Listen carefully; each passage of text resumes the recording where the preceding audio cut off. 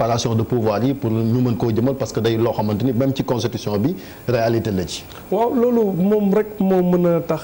Macky Sall réussir mandat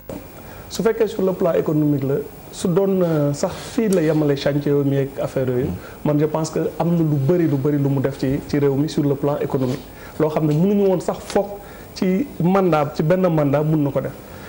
plus ñuy dépassionné après le débat politique plus dans 30 ans peut-être wala dans 20 ans nit ñi dinañ toog ba ne mais fan la Macky Sall jaar ba engagé wondoo autant de chantier et loolu ñàkk équilibre institution yi moom moo tax ce bilan économique là qui est assez impressionnant ci lu mu ci man sama gis-gis lu ma ko nëbboon donc moom tey plus que poursuivre chantier yi defaraat institution yi pour man loolu mandat la war a doon ci quinquennat pour mu am une très belle sortie de l'histoire rectifier dafa war a def un processus de rectification ci li muy def donte dina continuer naan day tabax ay pont ay tali léegi kenn du naatable ndax loolu dëkk bi soxla woon nañ ko évidemment il y aura toujours ay polémique la polémique est utile soo engagé ay terre dinañ la ne est-ce que terre bi mënuñu ko woon am à un coût moindre mais su yàggee dans 10 ans par exemple kenn dootul taxawati fekk fukki at kenn du jëlati Ila Touba di laajte coût bi ñaata la woon. parce que dinañ gis. njëriñ bi comme Ablaye Wade bi mu engagé chantier autoroute à péage bi mais beaucoup de gens se disaient que mais Ablaye Wade xanaa day gént wala condition yu mu ko defee et cetera ba léegi am na polémique ni ñu ko joxee Sénat kon montage financier yi et cetera. mais kat mooy taxaw tey di laajte ndax autoroute à péage baax na wala baaxul woon terre bu Macky Sall bi noonu la nar a demee la ville de Diamniadio donte dinañ ne fii suuf si ban la et cetera ça va dans le bon sens sooy tabax réew day ànd ak polémique Tour Eiffel même bu ñu koy samp France am na ñoo xam ne d'accord ñu woon dañ doon wax ne mais tonneau acier yi ak fer yi c'est normal te sooy defar réew da ngay nangu tamit nit ñi bañ a d'accord ak yow nit ñi bañ a nangu option fondamentale ñii dinañ naan est-ce que lii moo nekkoon priorité wala du parce que dëkk bi fépp priorité la soo engagé benn réforme quelque part ñii dinañ ci gis seen bopp peu de gens ñooy accepter sax xam yow fi nga bëgg jëm parce que c'est des chantiers futuristes généralement c'est au bout de 10 ans au bout de 15 ans la ñuy doog a xam fan la njëriñ bi nekk pour terminer ci loolu maintenant comme dama naan côté boobu am na lu mu def beneen jéego bu ñu koy xaar pour mu mun entrer dans l'histoire mooy rééquilibrer pouvoir yi et loolu moom lay njëkk jëriñ pouvoir suñ la ko joxee yow kese nga exercer ko yow kese daf lay gàllankoor da ngay isolé wu gis nga le jeune Macron bi mu ñëwee allure la àndal ak doole un des premiers actes yu mu posé c'était pour wane que moom am na autorité dafa limogé chef d'état-major qui est quand même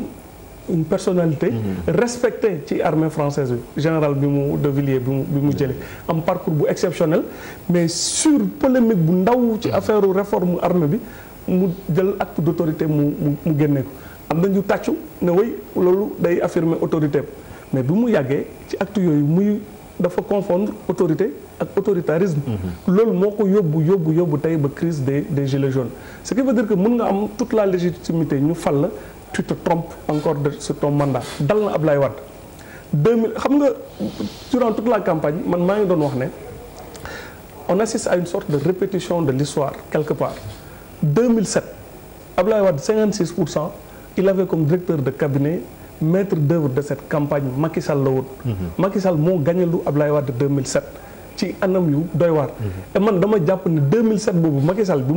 muy def tournée Ablaye Wade bi boobu la planifié moom sa prise du pouvoir boobu la xam ne moom mën na jël nguur gi parce que dugg na ci dëkk bi xam na système bi fu mu dem yeneen opposants yi xamuñu ko ñeneen ñi lu ñu tardé lépp fu mu leen jëlee longueur d'avance 2007 la ci campagne boobu noonu et soo xoolee 2007 Ablaye Wade nan la gagné avec 56% Macky Sall ñoo gagné avec 58% mais Ablaye Wade dafa gagné ñu koy xaar pour su ñëwee lan la nar a def mu juum ci mandat bi mu foog ne légitimité boobu ñu ko jox c'était une chasse aux sorcières wane ne ñu ko voté lu kii ses opposants di def ay trac et cetera Macky Sall tamit tey ban lecture la war a am ci affaire bi xamaguñu fu mu jëm. actes yu ñu gis mooy mu ngi naan ay resserrement ay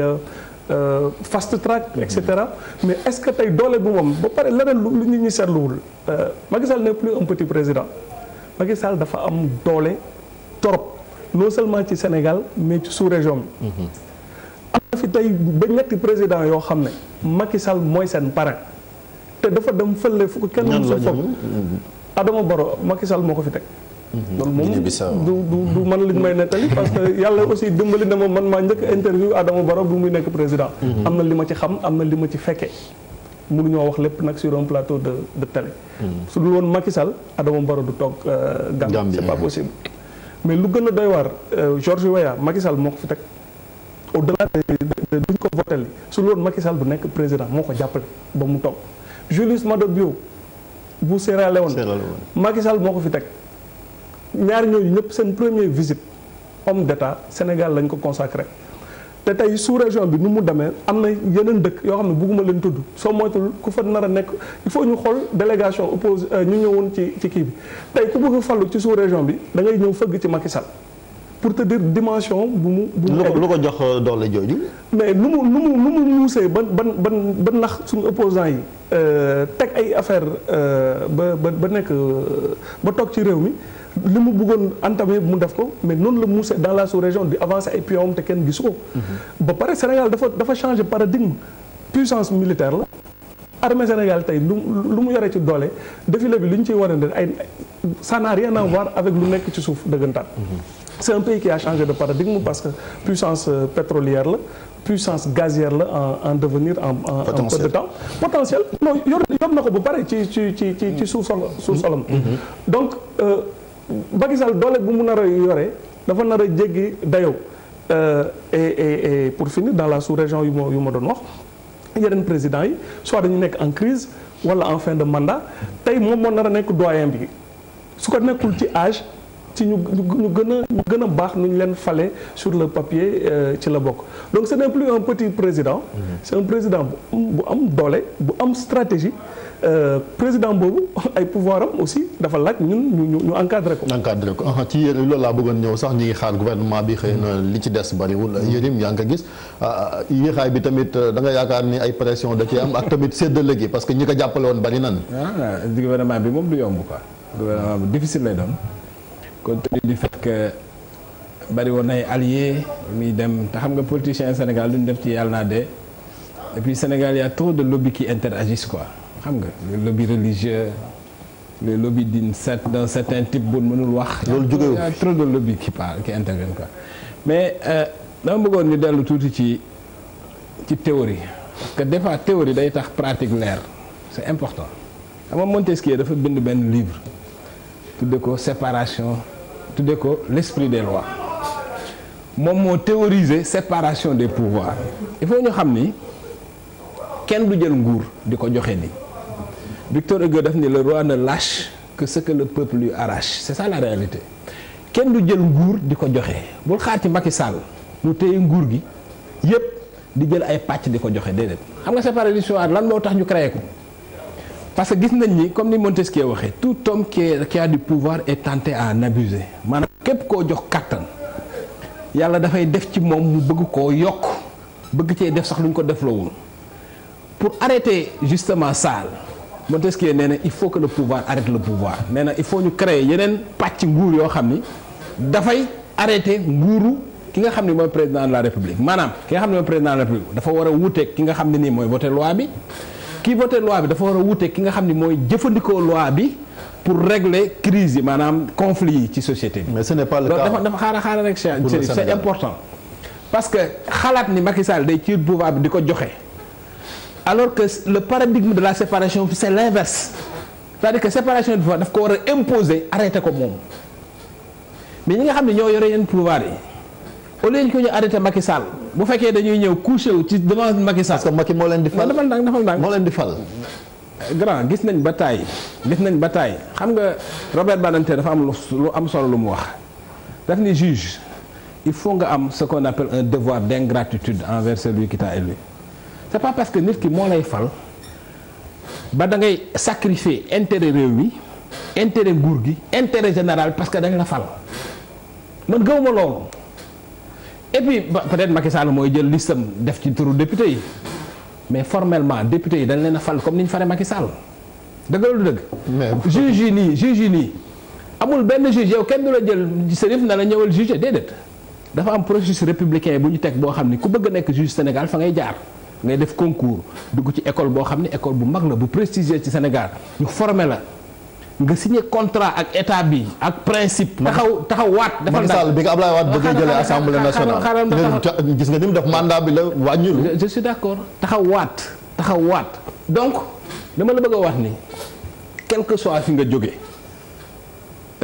Souleymane wax na ko léegi nit ki faaw mu yëbb ci institution bi muy incarné.